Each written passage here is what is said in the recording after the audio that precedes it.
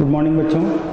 हम समूह क्रमांक 14 के तत्वों के बारे में अध्ययन कर रहे थे। इसके अंतर्गत हमने कार्बन के बारे में अध्ययन कर रहे थे। इसके पहले वाले पीरियड में हमने कार्बन के विषय में प्रारंभिक ज्ञान या प्रारंभिक चर्चा हमने किया है। आइए अब इसके बाद हम आगे देखते हैं कार्बन के बारे में और क्या है कार्बन के बारे में या कार्बन के गुणों के बारे में, उसको विस्तार से चर्चा करते हैं। कार्बन में एक तो श्रृंखलन बनाने का गुण पाया जाता है। श्रृंखलन,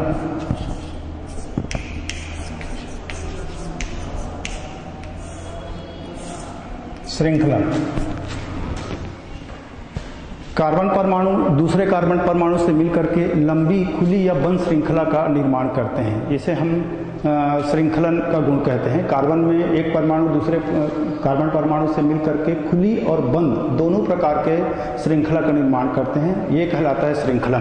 तो इसमें कार्बन में इस प्रकार के गुण पाए जाते हैं, श्रृंखलन का गुण। इसके बाद हम आते हैं अपरूपता।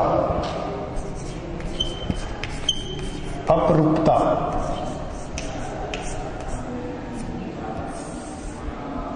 किसे कहते हैं? अपरूपता, उसको हम पहले समझ लेते हैं। जब कोई तत्व प्रकृति में एक से अधिक रूपों में पाया जाता है और इनके भौतिक गुण भिन्न भिन्न होते हैं परंतु इनके रासायनिक गुण समान होते हैं, तत्वों के इस गुण को अपरूपता कहते हैं। तो कार्बन में अपरूपता का गुण पाया जाता है। परिभाषा एक बार फिर देख लेते हैं। कोई तत्व प्रकृति में एक से अधिक रूपों में पाया जाता है, जिनके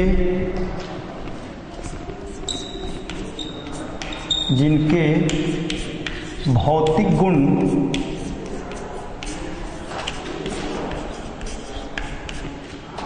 भिन्न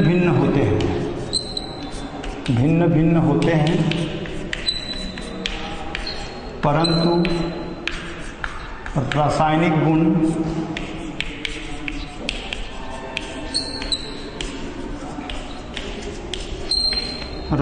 गुण समान होते हैं।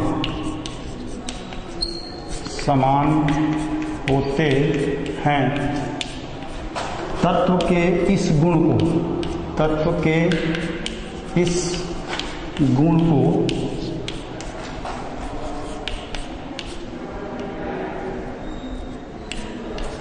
अपरूपता कहते हैं।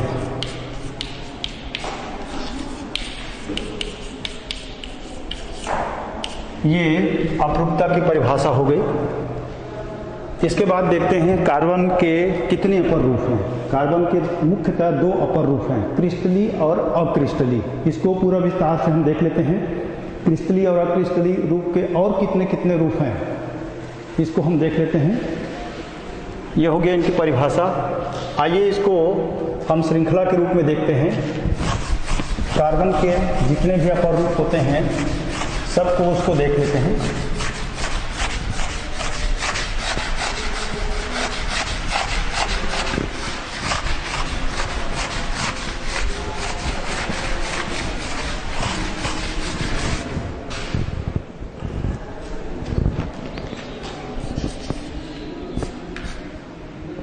कार्बन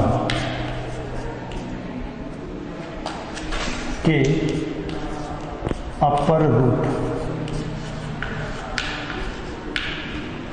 इनके मुख्यतः दो अपर रूप हैं। एक क्रिस्टली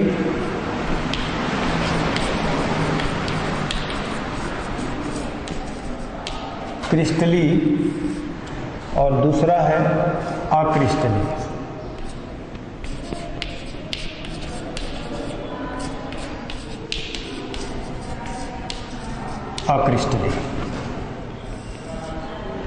कार्बन के मुख्य दो अपर रूप हैं, क्रिस्टली और अक्रिस्टली। अब क्रिस्टली के फिर से दो रूप हैं। ये कौन कौन से दो रूप हैं उसको देख लेते हैं। एक हीरा और ग्रेफाइट। क्रिस्टली कार्बन के रूप के दो रूप, इसमें एक है हीरा और दूसरा है ग्रेफाइट।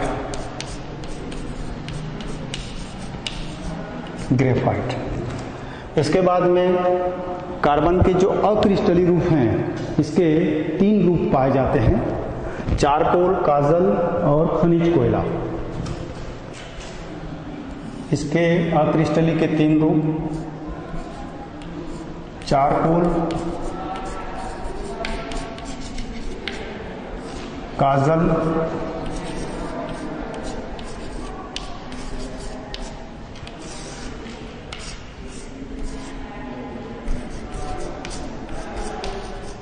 खनिज कोयला।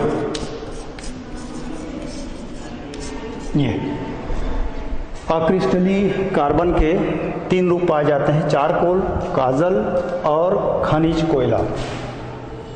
ये इस प्रकार से हैं। उसके बाद में चारकोल के फिर 3 रूप पाए जाते हैं।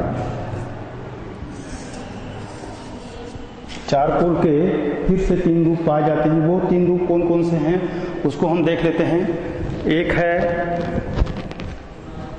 कास्ट चारकोल,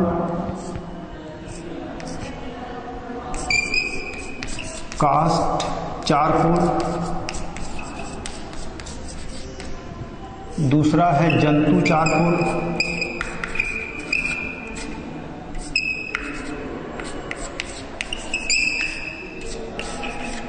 और तीसरा है शर्करा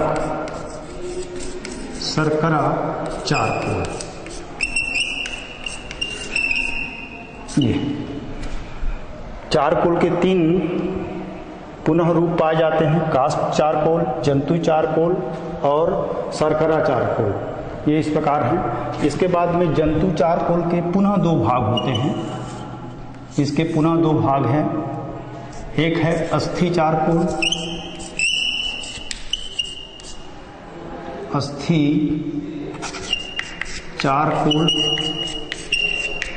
और दूसरा है रक्त चारकोल।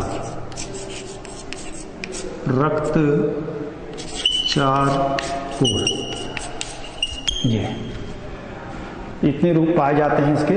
उसके बाद खनिज कोयला के पुनः 2 भाग हैं या 2 रूप में पाए जाते हैं। वो कौन कौन से रूप हैं उसको देख लेते हैं। एक है कोक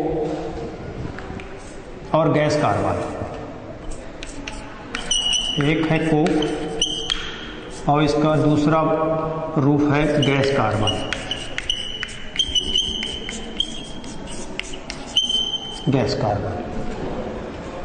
ये इतने इसके अपर रूप पाए जाते हैं। इसके इतने अपर रूप पाए जाते हैं। एक बार फिर देख लेते हैं। कार्बन के अपर रूप, इसके मुख्यतः 2 अपर रूप हैं, क्रिस्टलीय और अक्रिस्टलीय। इसमें क्रिस्टलीय के पुनः 2 रूप पाए जाते हैं, हीरा और ग्रेफाइट, 2 रूप पाए जाते हैं। इसके बाद में हम आते हैं कार्बन के अक्रिस्टलीय रूप में। और कार्बन के अक्रिस्टलीय रूप के 3 रूप पाए जाते हैं, चारकोल, काजल और खनिज कोयला। चारकोल के पुनः 3 रूप पाए जाते हैं, कास्ट चारकोल, जंतु चारकोल और शर्करा चारकोल। इसको नारियल चारकोल भी कहते हैं। इसके बाद में जंतु चारकोल के पुनः 2 रूप पाए जाते हैं, अस्थि चारकोल और रक्त चारकोल। इसी प्रकार खनिज कोयला के पुनः 2 रूप पाए जाते हैं। वो रूप हैं, एक है कोक और गैस कार्बन। ये कार्बन के क्रिस्टलीय रूप हैं और अक्रिस्टलीय रूप हैं, जिसको कार्बन के अपर रूप कहते हैं। ये उनके विस्तार से इसमें चर्चा की गई। वैसे कार्बन के 3 प्रमुख रूप जो होते हैं, 3 प्रमुख रूप, वो अपर रूप पाए जाते हैं। एक हीरा, कार्बन के 3 प्रमुख अपर रूप हैं। वो 3 अपर रूप कौन कौन से हैं उसको देख लेते हैं। कार्बन के 3 अपर रूप कौन कौन से हैं उसको देख लेते हैं। एक है ग्रेफाइट, हीरा, पहला हीरा है, हीरा, दूसरा ग्रेफाइट और तीसरा है फुलेरी। ये प्रमुख 3 कार्बन के अपर रूप पाए जाते हैं। ये प्रमुख रूप से पाए जाते हैं। कार्बन के 3 प्रमुख अपर रूप हीरा, ग्रेफाइट और फुलेरिन, ये 3 पाए जाते हैं। वैसे कार्बन के सभी अपर रूपों में कार्बन पाया जाता है। कार्बन के जितने भी अपर रूप आप देख रहे हैं यहाँ चार्ट पर, उसके सभी अपर रूपों में कार्बन निश्चित रूप से पाया जाता है। तो ये हो गया कार्बन के अपरूपता के संबंध में। अब आते हैं इसके अपरूपता के बाद में बहुबंध। कार्बन जो है वो अन्य परमाणुओं से बहुबंध बनाने की क्षमता रखता है, उसको देख लेते हैं।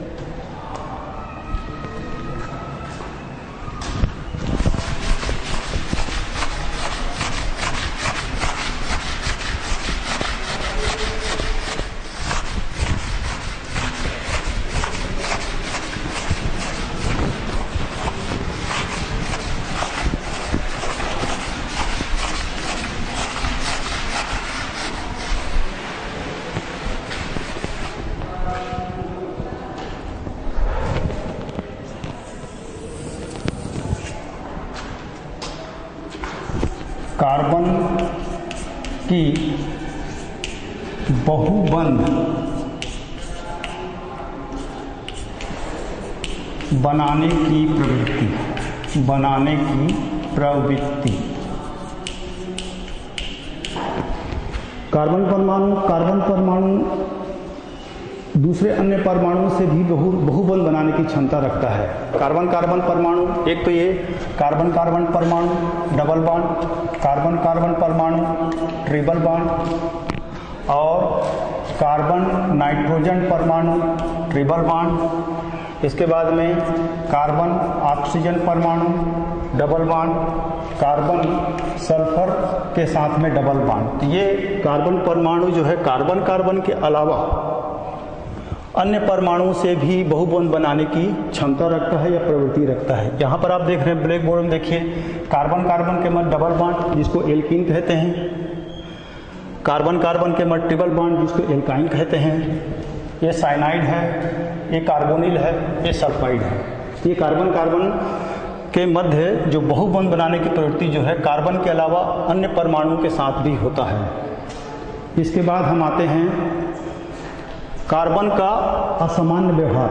वो कौन से गुण हैं जो 14वें समूह के तत्व से भिन्न होते हैं, वो कौन से गुण हैं उसको देख लेते हैं। इसलिए इसका नाम 14वें समूह में कार्बन परिवार रखा गया है। कार्बन परिवार रखने का मतलब ये होता है हर समूह में प्रथम जो तत्व होता है उसके नाम से उस समूह को रखा जाता है, क्योंकि उस समूह में पाए जाने वाले जो तत्व होते हैं वो प्रथम तत्व के गुणों से भिन्नता रखते हैं। वो कौन से गुण हैं जिसको हम असामान्य व्यवहार कहते हैं। कार्बन का असामान्य व्यवहार को देख लेते हैं।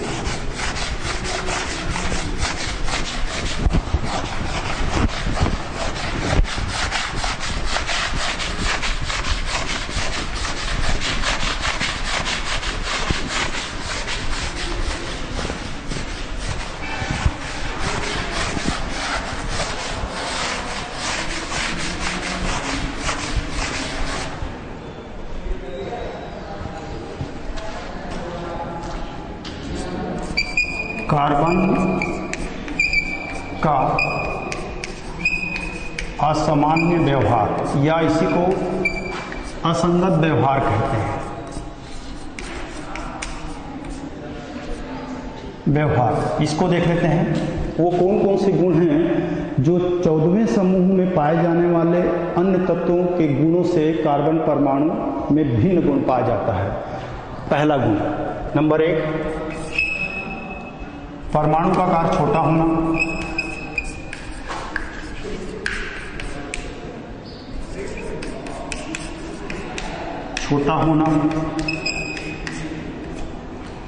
दूसरा है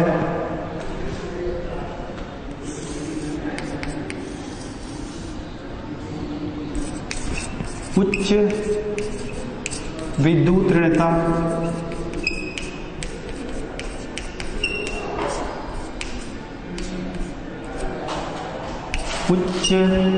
तीसरा है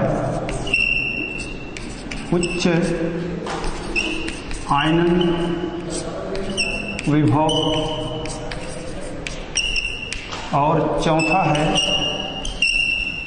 डी कक्षक की अनुपस्थिति।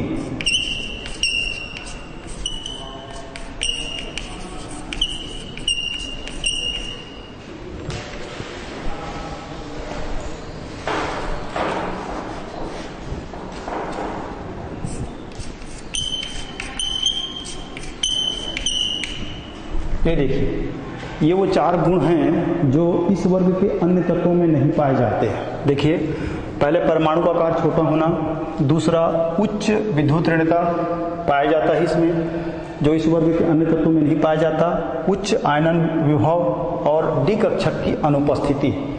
तो बच्चों, इसमें ये भी देखना है कि डी कक्षक की अनुपस्थिति के कारण, क्योंकि कार्बन में एस कक्षक के इलेक्ट्रॉन और पी कक्षक के इलेक्ट्रॉन, दोनों कक्षक के इलेक्ट्रॉन जो है, जिसमें 2-2 इलेक्ट्रॉन होते हैं, ये 4 इलेक्ट्रॉन जो है मिलकर के ये अपने चारों ओर, कार्बन के चारों ओर के परमाणुओं को समायोजित कर लेते हैं, और इसलिए इसमें 4 से अधिक इलेक्ट्रॉन युग्मों को जोड़ने की क्षमता इसमें नहीं पाई जाती, क्योंकि इसमें डी कक्षक नहीं पाए जाते हैं। इसलिए कार्बन की संयोजकता 4 होती है, जबकि इस वर्ग के अन्य तत्वों में डी कक्षक की उपस्थिति के कारण उसके संयोजकताएं अधिक होती हैं, लेकिन कार्बन की संयोजकता डी कक्षक की अनुपस्थिति के कारण केवल 4 होती है।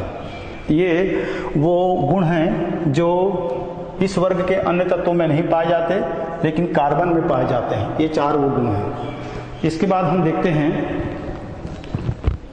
कृत्रिम हीरा का बनना। हीरा,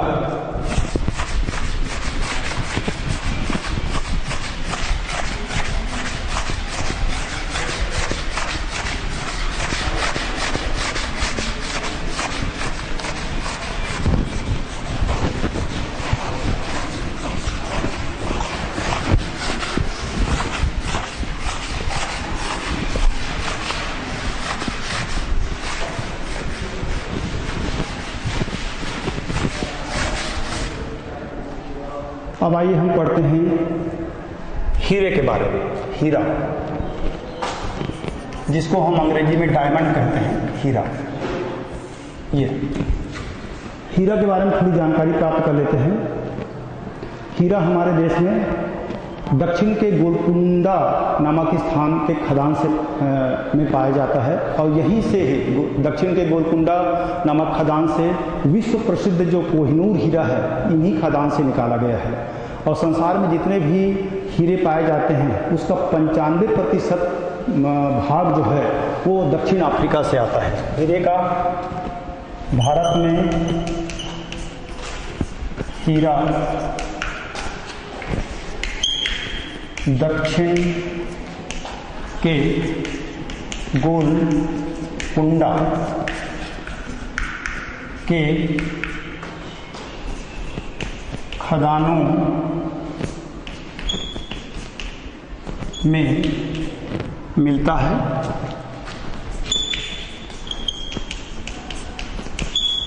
विश्व प्रसिद्ध कोहिनूर हीरा, विश्व प्रसिद्ध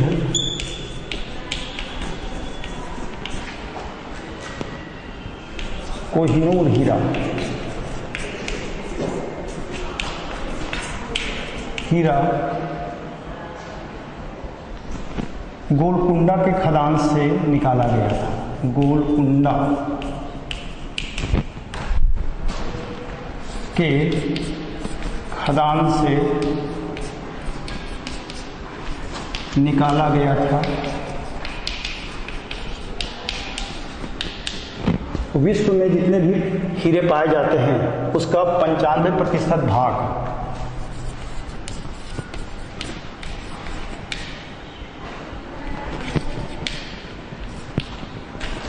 जितने हीरे पाए जाते हैं उसका 95% भाग दक्षिण अफ्रीका से आयात होता है।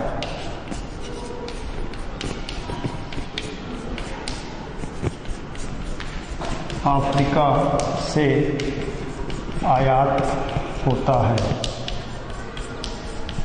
तो ये हो गया हीरे के प्रारंभिक जानकारी के विषय में।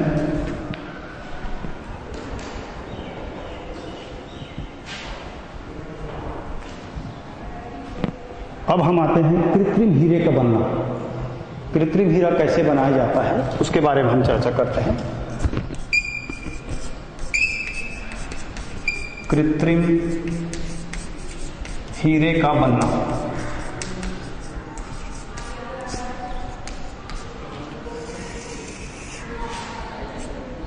बच्चों इसको आप नोट कर लीजिए। उसके बाद हम देखते हैं कृत्रिम हीरे के बनना।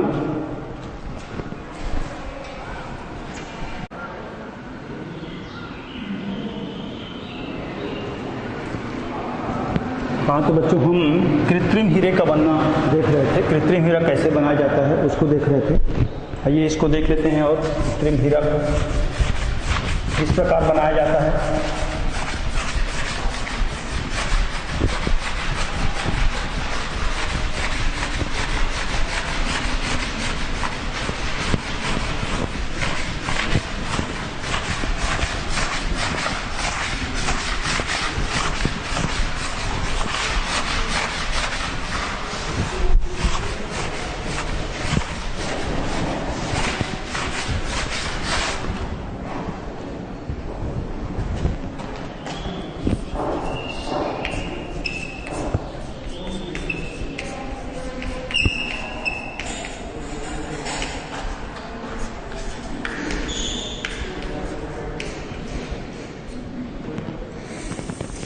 बनना इसको देख लेते हैं। वैसे कृत्रिम हीरे के बारे में अलग अलग वैज्ञानिकों का अलग अलग मत है। कुछ वैज्ञानिकों का मत है कि द्रवित कार्बन पर अधिक दबाव डालने से उनके हीरे के क्रिस्टल प्राप्त होते हैं। अलग अलग वैज्ञानिकों ने अलग अलग इसका मत रखा है, लेकिन इसको सर्वप्रथम मोएसा नामक वैज्ञानिक ने कृत्रिम हीरे को बनाया। मोएसा नामक वैज्ञानिक ने सर्वप्रथम कृत्रिम हीरे को बनाया।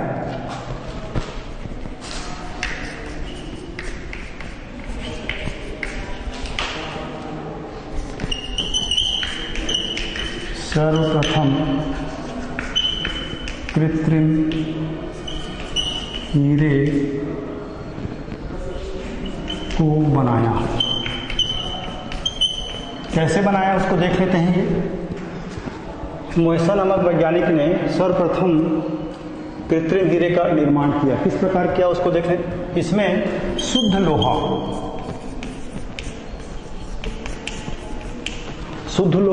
शक्कर और कोयले के मिश्रण को एक ग्रेफाइट की प्याली में विद्युत चाप द्वारा 3000 डिग्री सेंटीग्रेड तक गर्म किया। 3000 डिग्री सेंटीग्रेड तक गर्म किया और गर्म करने के पश्चात में इस ताप पर जो कोयला है वो लोहे में पिघल गया। फिर उसके पश्चात में प्याली को ठंडा किया। ठंडा करने के पश्चात में ठंडा नहीं किया। उसके पश्चात में कोयला लोहे में पिघल गया। फिर इस प्याली में जो पदार्थ है उसको पिघले हुए शीशे में डाला गया, लेड में डाला गया। उसके पश्चात उसको ठंडा किया गया। जैसे ही ठंडा करते हैं तो प्याली में रखा हुआ जो पदार्थ है वो ठोस हो जाता है और आकार उसका बढ़ने लगता है। जैसे ठोस होता है, आकार बढ़ने लगता है, तो अंदर में जो द्रव का दबाव है वो बढ़ने लगता है। तो अंदर के द्रव का दबाव बढ़ने की वजह से इसमें हमको काले रंग के छोटे छोटे पारदर्शी क्रिस्टल प्राप्त होते हैं, जो कि हीरा कहलाता है। और इसमें जो ग्रेफाइट कोयला है वो ग्रेफाइट में परिवर्तित कर लिया जाता है। बाद में फिर लोहे को और HCl अम्ल को क्रिया करा के इसमें क्रिस्टल और ग्रेफाइट को अलग अलग प्राप्त कर लिया जाता है। तो ये इसके बनाने की विधि हो गई। इसमें हम शुद्ध लोहा लेते हैं। शुद्ध लोहा, शक्कर धन कोयला के मिश्रण को ग्रेफाइट की प्याली में विद्युत चाप द्वारा 3000 डिग्री सेंटीग्रेड ताप तक गर्म किया। उसके बाद में इस ताप पर कोयला लोहे में घुल गया।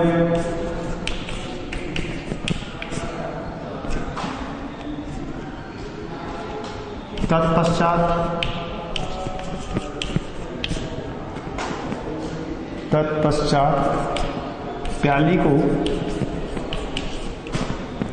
पिघले पिघले शीशे यानी लेड में प्रवाहित किया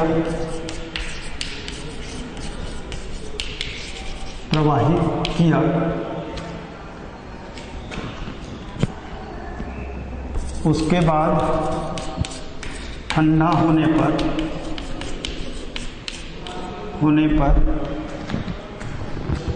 मिश्रण ठोस होकर आकार में बढ़ने लगा, जिसके पश्चात में जैसे ही आकार में बढ़ता है, ठोस हो जाता है, तो उसके अंदर का द्रव दबाव पड़ता है। अंदर के द्रव में दबाव पड़ने की वजह से इनके काले रंग के पारदर्शी क्रिस्टल प्राप्त होते हैं, जो कि हीरा होता है। और इसमें जो कोयला रहता है बाद में ग्रेफाइट में परिवर्तित हो जाता है। फिर इस मिश्रण को हम लोहा और HCl यानी हाइड्रोक्लोरिक अम्ल के द्वारा क्रिया कराते हैं, तो प्याली में हमको ग्रेफाइट और हीरे के क्रिस्टल प्राप्त होते हैं, जो कि कृत्रिम हीरा कहलाता है। और बच्चों, आपको मालूम होना चाहिए, कृत्रिम हीरे को कैरेट के द्वारा नापा जाता है और 1 कैरेट बराबर होता है 1 कैरेट बराबर होता है, इसके मान के हिसाब से 1 कैरेट बराबर 0.2053 ग्राम बराबर 3.17 ग्रेन GRAI है। ये इस प्रकार है ये। तो ये हीरे को कैरेट से नापते हैं। 1 कैरेट बराबर होता है 0.2053 ग्राम बराबर 3.17 ग्रेन होता है। अब इसके गुणों के बारे में देख लेते हैं, कौन कौन से गुण या उपयोग हैं इसके। हीरे अक्रियाशील पदार्थ है, सामान्य ताप और दाब पर ये किसी भी पदार्थ से क्रिया नहीं करते, अम्ल क्षारों से भी क्रिया नहीं करते, और एक कृत्रिम जवाहरात बनाने के काम में आते हैं, कांच को काटने के काम में आते हैं, चट्टानों को छेद करने के काम में आते हैं, और नगों पर पॉलिश करने के लिए भी इसको काम में लाया जाता है। तो ये हो गया कृत्रिम हीरे का बनना, उसके उपयोग के बारे में। अब अगले अध्याय में हम दूसरे और इस समूह की दूसरे अन्य चीज़ों के बारे में अध्ययन करेंगे। धन्यवाद।